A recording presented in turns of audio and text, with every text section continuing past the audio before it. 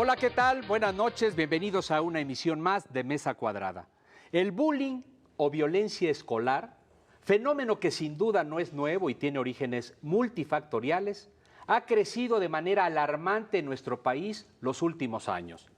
Los casos han obligado a autoridades, legisladores, maestros, padres de familia, alumnos y a la sociedad en general a tomar conciencia e impulsar acciones para solucionar este grave problema que cada vez se presenta con mayor violencia, lamentablemente. El sector educativo del país ha tomado medidas al respecto. El Congreso trabaja ya en el tema. La Comisión Nacional de Derechos Humanos lo ubica como un problema mayor.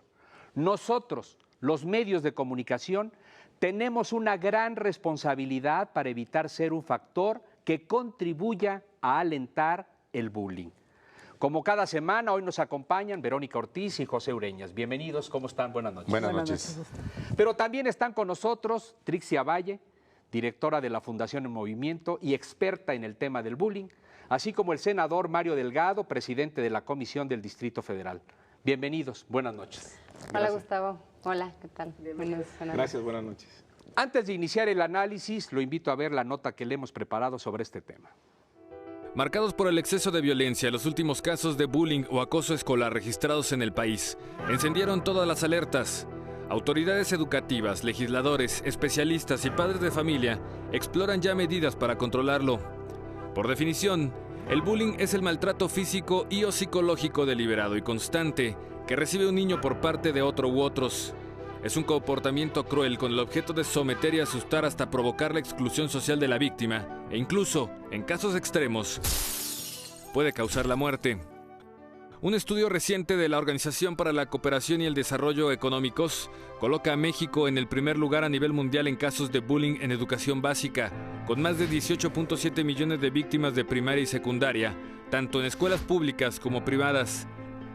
En sus países miembros, el 40% de estudiantes han sido víctimas de acoso, 25% de insultos y amenazas, 17% ha sido golpeado y 44% vivió un episodio de violencia verbal, psicológica o física, e incluso a través de redes sociales se vive el ciberbullying. El presidente Enrique Peña Nieto señaló que el combate al acoso escolar es un tema de gobierno e instruyó al secretario de Educación Pública a acelerar mecanismos para erradicarlo. El problema es la violencia, y la violencia no está en la escuela, la violencia está en el hogar, la violencia está en los medios. Entonces es un problema mucho más complejo y cuya respuesta no corresponde solo a la Secretaría de Educación. El pasado 2 de junio se puso en marcha la primera etapa del plan anti-bullying, que contempla 15 medidas concretas. Destacan entre ellas que todos los colegios dispongan de los protocolos Escuela Segura, lineamientos para la atención de la violencia y redes sociales. Asimismo, la Secretaría de Gobernación anunció una inversión de 166 millones de pesos en una estrategia conjunta con la SEP para combatir la violencia escolar. El documento que entregamos contiene 547 proyectos destinados a la infancia y a la juventud, que integran un poco más de 13.600 acciones puntuales en todo el país. La Presidencia de la República informó que en el arranque del próximo ciclo escolar se pondrá en marcha el programa piloto para prevenir y reducir el acoso escolar entre los más de 33 millones de alumnos del nivel básico en todo el país. Senadores de todos los partidos presentaron ante la Comisión Permanente una iniciativa de reformas para combatir el bullying, que incluye la expedición de la Ley General para la Prevención y Atención de la Violencia Escolar. Proponen la inhabilitación de directores, suspensión de maestros, clausura de planteles particulares y contempla multas de hasta 350,000 pesos a padres y maestros que permitan o alienten conductas agresivas. Ahí tiene usted una problemática de lo que está ocurriendo en el país. Trixia, ¿qué es el bullying y por qué ha crecido tan dramáticamente en los últimos años? Bueno, el bullying es el acoso que se da de forma constante contra alguien y con intención, o sea, son agresiones que se dan expresamente hacia una persona. Puede ser de una persona a otra o de varias personas a otra. Es indistinto, o sea, no distingue raza, religión, posición social, estructura física ni edad, y cada vez ataca más temprana edad. Ahora, ¿por qué ha crecido? Bueno, hay 3 factores. El primero es que los medios alimentan la violencia y la sexualidad irresponsable, o sea, una forma de cosificar a las personas. Es decir, hay programas de televisión que incluso la diversión es atacar a otro, hacerle bromas muy pesadas. Incluso hubo una en donde Britney Spears la ponen en un baño en un baño portátil y con una grúa lo voltean cuando ella está adentro, entonces se vacía de cosas asquerosas y sale y ¿qué te pareció? Ja, ja, ja, está increíble, ¿no? Y la otra pues no le quedó más que reírse. Entonces esta tendencia empieza a hacer que los niños vean a los demás como cosas. Se confundan. Y se confundan. El segundo paso es que esta información mal encausada es recibida con niños que están en su mayoría solos, que no tienen quien los pueda guiar, y obviamente sabemos que papá y mamá hoy tienen que trabajar. Sin embargo, también es una gran responsabilidad traer un hijo al mundo, y por lo tanto ellos deben de hacerse responsables de su educación y de su guía. No hay pretextos, tú puedes regalarle a tus hijos 10 minutos al día sin interrupciones ni tecnología para guiarlo, para estar presente con ellos. Y finalmente llegan a una escuela en donde desafortunadamente las reglas se han ablandado en pro de unos derechos humanos hacia los niños, en donde se ha exagerado en el tipo de cosas. O sea, hoy un maestro el único recurso que tiene es convencer al alumno de que se porte bien, pero no puede haber suspensiones, y esto no viene de ahorita, esto viene de administraciones pasadas que hicieron una laxedad total, una relajación total, influenciados por ideas radicales francesas, ¿no? De esta apertura de que el niño es kinestésico, se tiene que mover, si no le gusta aprender historia, que no aprenda, se va a traumar si lo obligas. Y todo esto hizo que se ablandara la disciplina, que no es de ahora, es un problema que se viene arrastrando. Y como bien dice el secretario Emilio Chuaifet, obviamente es un problema de todos, que hay que combatir todos unidos como sociedad civil, como padres de familia, en donde la negligencia parental sea un delito. O sea, si no se te pega la gana de educar a tus hijos, pues que la ley te obligue. Mario, ¿en qué consiste el nuevo marco legal que se va a aplicar? Porque este problema, como ya lo vemos, es realmente dramático. Bueno, la problemática, primero que nada, lo que implicaría la ley, Gustavo, es que reconozcamos que sí tenemos este problema en el país. Porque durante los últimos años, con el crecimiento de la violencia que ha tenido México, nunca nos pusimos a pensar cuál iba a ser el impacto en esta generación de niños y de jóvenes. Entonces nos sorprende ahora voltear a las escuelas y ver cada vez más casos, cada vez más violentos. Y por fin ya hay un reconocimiento de que sí tenemos este problema. Las autoridades ya han planteado un programa, el propio presidente de la República se ha referido al tema y que se comprometió a atacarlo. Entonces, bueno, ¿qué falta ahora? Que tengamos una ley para que de ahí se deriven varias cosas. Por ejemplo, que tengamos un programa en cada escuela, de manera obligatoria, para mejorar la convivencia escolar. Que los maestros tengan la preparación para manejar este tipo de situaciones, porque la verdad es que actualmente no lo tienen. Y por eso casi siempre en los temas de bullying lo que prevalece es el silencio o la simulación. Y también pues poner algunas obligaciones para los padres de familia, como lo decía muy bien Trixia. La verdad es que hay un abandono. A veces pensamos los padres de familia que cumplimos con la educación de nuestros hijos cuando vamos y los dejamos en la escuela. Pero hay que hacer mucho más que eso. Y es tal el fenómeno de la violencia en nuestro país, Gustavo, que tenemos que hacer un esfuerzo similar en nuestras familias y en las escuelas para evitar que estos niños crezcan pensando que la violencia es la forma natural de convivencia, para que no nos acostumbremos a la violencia. La reacción debe ser de tal tamaño en proporción a lo que ha sufrido nuestro país. Entonces, qué bueno, yo digo que la violencia escolar, el acoso escolar, es la violencia menos comprendida en nuestro país. Pero qué bueno que ya está sobre la mesa, que ya estemos discutiendo cuáles son los mejores programas, cuáles son las mejores políticas, cómo podríamos hacer para tener mayor eficacia en mejorar la convivencia en nuestras escuelas. Y eso nos va a llevar, sin duda, a que mejoremos lo que está pasando en todo el país. Y, bueno, en el Congreso hay senadores, senadoras, diputados, diputadas que han trabajado desde hace mucho tiempo en este tema y que pues nos pusimos de acuerdo y dijimos, bueno, vamos a presentar una sola iniciativa. Y fue lo que se hizo en la comisión permanente. Por su parte, la Cámara de Diputados también hizo un trabajo similar. Y ayer hicimos el compromiso, pues de que en la semana pasada, de que vamos a trabajar en conjunto para tener una sola iniciativa. Vamos a hacer una breve pausa, regresamos rápidamente con usted porque pues este es un tema que a todos nos compete y todos como sociedad debemos de poner un granito de arena para resolverlo lo más pronto posible.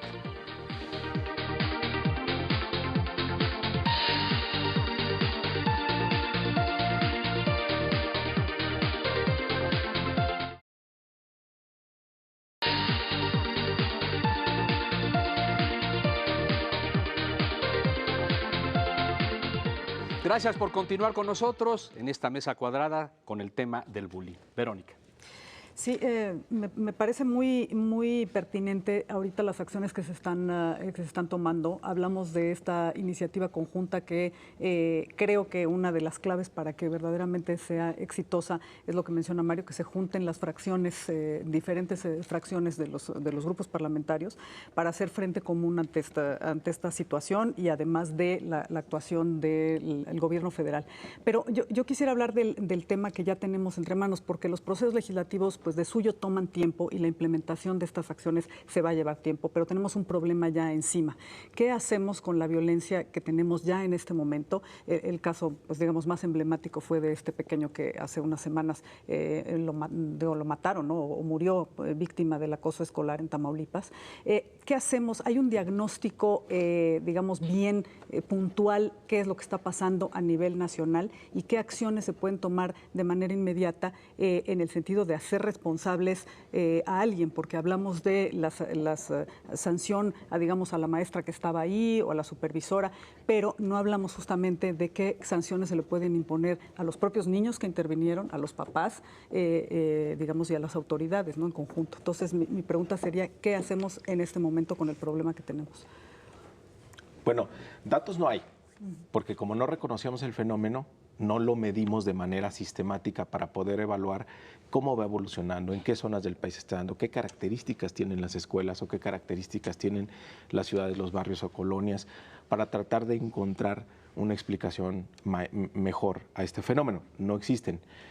Parte de lo que señala la ley es que se empiece a medir y se empiecen a generar estadísticas y además haya un observatorio ciudadano donde participen padres de familia, maestros, organizaciones que han trabajado mucho tiempo en esto, como la de Trixia Valle, y que estemos observando el fenómeno para ver su evolución.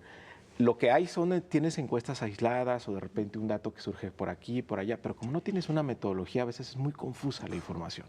Y eso es algo que necesitamos resolver. A ver, buscar culpables. El caso del niño de Tamaulipas es muy emblemático. Después de que sucede esta desgracia, casi todo el debate gira en torno a la búsqueda de culpables. No los vamos a encontrar. Por varias razones, ¿no? Porque no hay la legislación, porque realmente los maestros no tenían la preparación. O sea, puedes encontrar 1000 pretextos, pero creo que lo más importante, por ejemplo, nadie habla de qué hacer con los niños que participaron directamente. Sí, exactamente. Y qué hacer con todos los testigos que estuvieron ahí y con esa comunidad escolar. El gran debate debería ser cómo cambiamos las condiciones en las que está esa comunidad escolar y que hubiera una intervención que tiene que ver con sus familias también, que tiene que ver con ellos directamente y con los maestros. Y seguramente el tema de la búsqueda de culpables debe seguir. Yo no estoy diciendo que no lo hagamos, ¿no? Pero a mí me interesa también qué va a pasar con esa comunidad escolar para que no vuelva a suceder, para que no vuelva a ocurrir. Ve el mensaje que estamos mandando. Los maestros del país ven ese evento y ven que los maestros se van a la cárcel. ¿Tú crees que en estos momentos, si hay ese tipo de fenómenos en tu escuela, en tu salón, vas a querer intervenir? No, al contrario, vas a tapar y lo que estás haciendo es incubando y acelerando el proceso de deterioro de la convivencia escolar. Entonces, ¿qué dice la ley? Pongamos reglas, pongamos responsabilidades y obligaciones y acompañado de eso, tengamos sanciones. Trixia. Bueno, en realidad estoy totalmente de acuerdo con el senador, ¿no? O sea, creo que estamos queriendo, o sea, ahora sí que convertir capos de la mafia a los pobres maestros, ¿no? Que no es cosa de la SEP, vuelvo a repetir, pero derechos humanos ha hecho que, vamos a decir, la maestra les dijo, déjenlo en paz, se volteó, siguió firmando, y en eso no la pelaron, lo aventaron, porque eso fue lo que realmente sucedió. Y entonces Héctor Alejandro se estrella contra la pared, a consecuencia de ello pierde la vida, y ahora resulta que la maestra es la culpable. ¿Por qué no podemos estar de acuerdo? Porque si ella hubiera llegado a separarlos físicamente, como mucha gente me ha dicho, pues ¿por qué no llegó y los jaló? Se va a la cárcel inmediatamente por maltrato infantil, porque derechos humanos hay una gran tendencia a proteger al menor, aunque no haya razón de hacerlo, ¿sí? Entonces, los pobres maestros desafortunadamente no tienen las herramientas necesarias para poder corregir los salones de clases. Y mientras, como dice el senador, no haya temor de la autoridad por parte de los alumnos, que son los responsables directamente, o sea, porque aquí los únicos asesinos son los 4 niños que agarraron de pies y manos a Héctor Alejandro. Sin duda, este es un fenómeno global que se ha anidado en el México violento que pues traemos desde la administración pasada con la guerra contra el crimen organizado. Pero también hay un problema de fondo de la familia, ahí se incuba buena parte de los problemas con la violencia intrafamiliar. Y desde luego los medios de comunicación alentamos mucho con una tendencia muy amarillista este tipo de conductas que tristemente se traducen en el sector más vulnerable de la sociedad, que son los niños. Pepe. Sí, el caso de Tamaulipas encendió mucho las alertas, sobre todo con los maestros, en el sindicato, en la SEP. Sin embargo, los protocolos no existen. ¿Por qué se relajó tanto la disciplina? Hablábamos de adopción de técnicas educativas del extranjero, hablamos de sobreprotección a los niños, hablamos de abandono del civismo que durante un decenio más o menos estuvo ajeno en las escuelas. ¿Cómo regresar a todo esto para hacerlo de inmediato? Antes de la ley, antes de que no es asunto de leyes.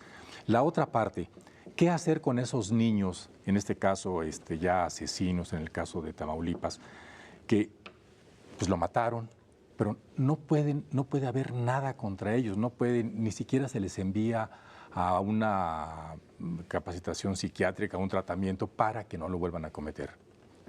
Que verdaderamente necesitan. O sea, una de nuestras propuestas es que todo niño víctima o agresor sea llevado obligatoriamente a terapia. ¿Por qué? Porque hay una gran tendencia de que el agresor, de que la víctima se vuelva agresor con una gran facilidad. E incluso hay muchas víctimas que juegan dobles papeles. O sea, yo soy la víctima en sexto de primaria y soy el agresor de los de tercero, ¿no? Entonces, por ello es muy necesario que se le dé terapia psicológica y la oportunidad de ser un buen ciudadano.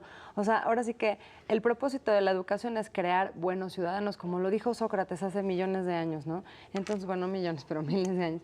Entonces, al final, no hay que perder ese sentido. O sea, la ética, los valores se deben de vivir, el civismo se debe de aprender para entender, y también nosotros proponemos un reglamento, que también el senador me parece que proponía un reglamento único, pero nosotros agregamos que sea enunciativo, o sea, que diga, prohibido pegar chicles, prohibido aventar la mochila en la cabeza, porque hoy los niños no tienen la distinción entre el bien y el mal. Entonces hay que volver a poner, oye, decirle groserías a tu compañero está mal, aventarle la cabeza al excusado está mal, y cosa por cosa, para que no quepa la duda y los niños puedan estar en un marco de derecho y de legalidad que permita a todos garantizar, valga la redundancia, sus garantías individuales, cosa que hoy no sucede en las escuelas. Mario, el Distrito Federal y el Estado de México son de los más vanguardistas en esta materia.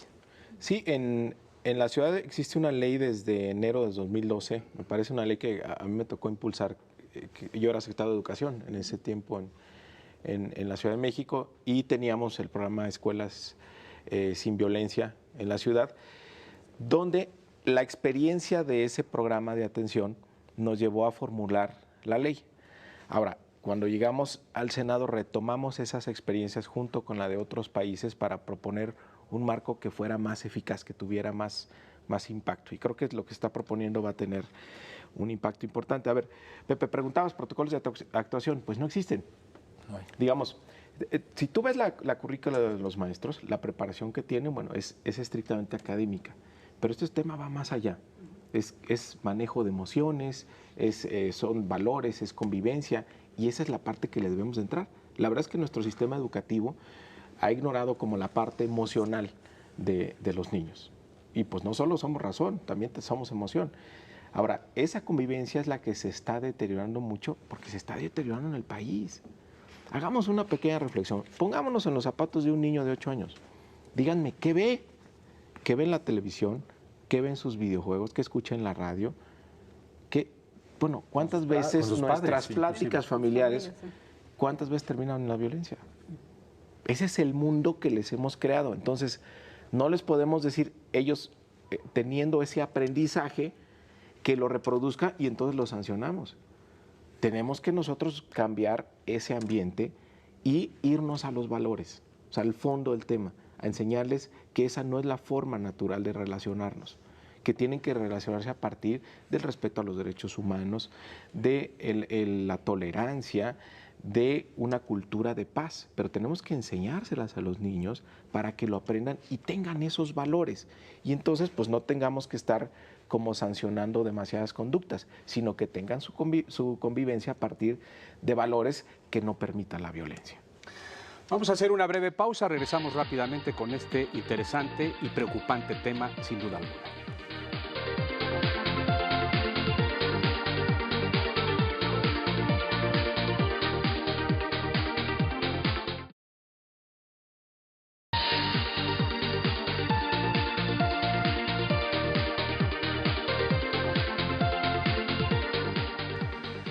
Regresamos en esta interesante y preocupante mesa sobre el análisis del bullying. Verónica. Sí, mira, hablaba Mario en el segmento primero de buscar culpables. Me parece que no debe de ser, o que el mensaje no debe de ser buscar culpables, estoy de acuerdo, pero sí debe de ser buscar responsables y no caer en una especie de impunidad colectiva, es decir, que vamos a analizar y entonces vamos a ver cómo mejoramos cuando tienes casos tan dramáticos. Y te pongo dos cosas. Una que menciona Trixia, que me parece la responsabilidad como padres, lo mencionaba también el secretario de Educación, o sea, esto va más allá de las escuelas, lo decíamos, estamos en un ambiente de violencia intrafamiliar, de violencia fuera de las casas, de violencia en el país, o sea, eso no lo podemos, digamos, evadir. Pero sí hay una responsabilidad tanto de padres, porque estamos hablando de niños que deben de estar a cargo de adultos, en teoría, entonces estamos hablando de padres por un lado y de maestros por el otro. Bien dice el dicho que la palabra convence, pero el ejemplo arrastra. Entonces, si tú tienes a niños que están viendo a maestros que se manifiestan y, digamos, hacen destrozos en las calles, a maestros que hacen plantones, a maestros que agreden a otros lugares, a maestros o potenciales maestros que roban exámenes, digamos, que hacen trampa, ¿qué hacemos? O sea, yo entiendo que puede ser un tema difícil de procesar, hablabas de que no había protocolos, hablaba Pepe de que los sindicatos no tienen esas armas, pero tampoco podemos eludir esa responsabilidad, o sea, ¿qué hacemos en ese sentido? Yo creo que sí hay ahí, digamos, una clara motivo para que no quede en la impunidad esto, ¿no? No, totalmente de acuerdo, totalmente. Bueno, y eso, digamos, estos comportamientos de los maestros quedan fuera de este ámbito. Tienen que tener otro tipo de regulación y sanción, y bueno, que algo se avanzó en eso en la reforma educativa. La reforma educativa va a ser muy eficaz para sacar a los maestros que no deben estar frente al salón de clases. Eso sí va a ser eficaz. Ahora, ¿cuál es el problema en la reforma educativa? Que no te mete a un sistema de desarrollo profesional que te garantice tener a los mejores maestros. Pero bueno, a ver, en el corto plazo, y sí es algo que mucha gente reclama, decir, bueno, pues se oye padrísima su ley, pero en el corto plazo, ¿qué va a pasar? Bueno, en el corto plazo sí va a tener un impacto.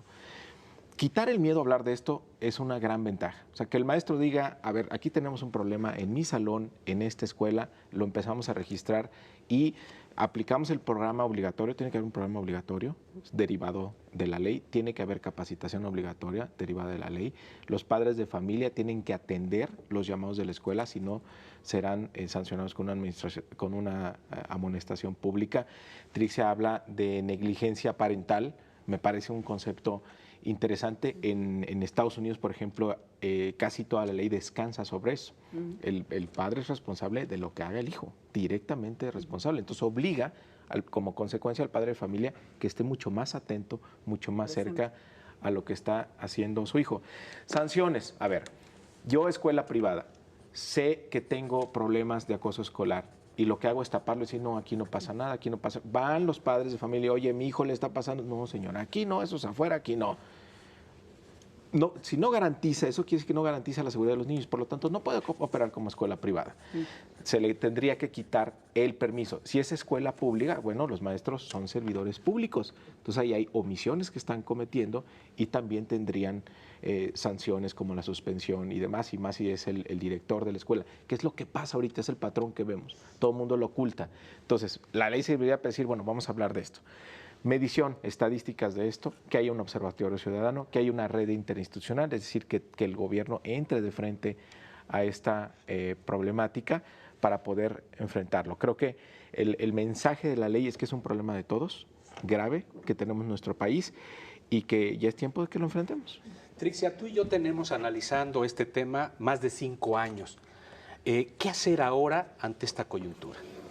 Bueno, yo creo que lo importante es que el presidente Peña Nieto, desde siendo gobernador, tenía el interés, ¿no?, primordial. Incluso la doctora Elba Cárdenas, que ha estado cerca del tema, en el DIF es prioridad, ¿no? O sea, creo que estamos con todas las herramientas, la buena voluntad de legisladores, como que todos estamos unidos.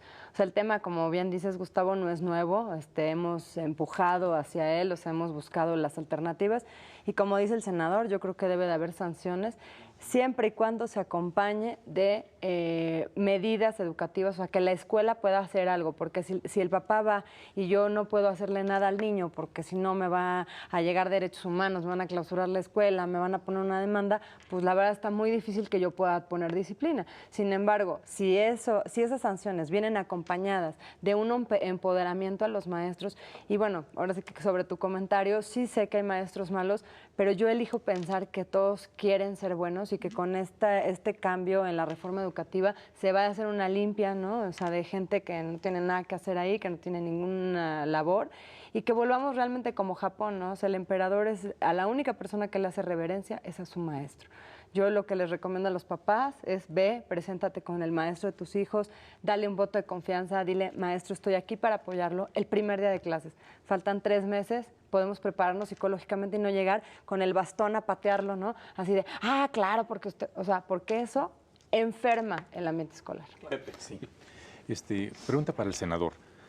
Mario, cuando fuiste secretario de Educación Pública, de acuerdo a tu experiencia, ¿es posible que las agrupaciones de padres sean tutelares, vigilen, se garanticen el respeto a los derechos humanos de los niños? 1. Y 2, hablabas de la experiencia estadounidense.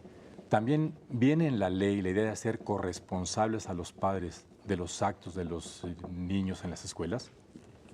Sí, bueno, la experiencia del EFE nos arrojó es que sí puedes llegar a intervenir en la escuela de manera generalizada y cambiar los hábitos de convivencia con el involucramiento de los padres de familia. Y nos tocó también muchos niños que habían sido víctimas. Y la verdad es que veíamos una transformación muy interesante. Tenías niños que ya no querían ni hablar, te complicaba mucho incluso la comunicación, pero teníamos ahí gente muy capacitada. Trixia también hace muy bien ese trabajo en su organización.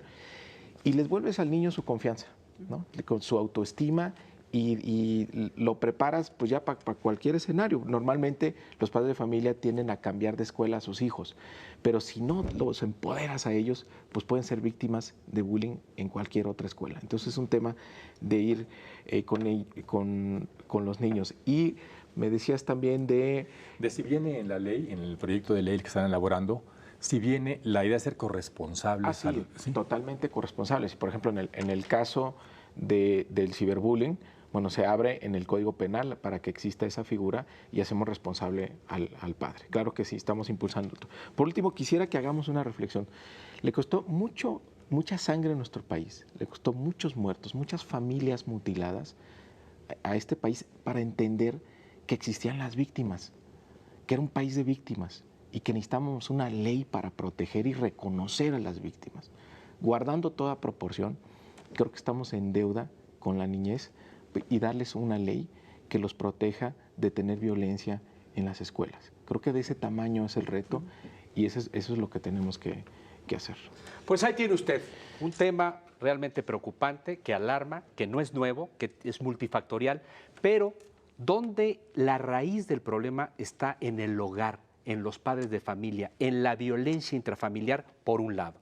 En segundo lugar, desde luego, en la responsabilidad de los medios de comunicación que nosotros tenemos, que muchas veces, pues, maximizamos y hacemos una alegoría de la violencia, y esto en este sector tan vulnerable genera este tipo de reacciones, lamentablemente. Y en tercer lugar, pues el entorno de violencia que lamentablemente vive el país por esta guerra contra el crimen organizado que se desató desde la administración pasada. Es una responsabilidad compartida que todos como sociedad tenemos para tratar de resolver lo más pronto posible. Gracias por su atención, gracias a todos, buenas noches. Buenas noches. Lo esperamos la próxima semana.